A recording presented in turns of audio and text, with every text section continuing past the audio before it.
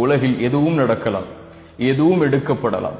எந்த ஒன்றையும் அல்லாஹ் எடுத்தாலும் அது உங்களுக்கு நலவுதான். எந்த ஒன்றை அல்லாஹ் உங்களுக்கு கொடுத்தாலும் அதுவும் நலவுதான். மனிதன் அறியாதவன், அல்லாஹ் ஒருவன் தான் அறிந்தவன். நோயில் சோதிக்கப்படுகிறீர்களா? பொறுமையோடு இருங்கள். செல்வத்தை எடுத்து அல்லாஹ் சோதிக்கிறானா? பொறுமையோடு இருங்கள்.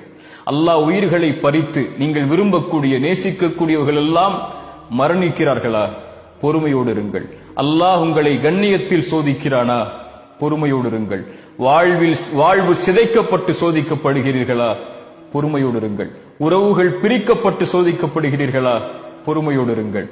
அல்லாஹ் உங்களை மட்டும் அப்படி சோதிக்கவில்லை.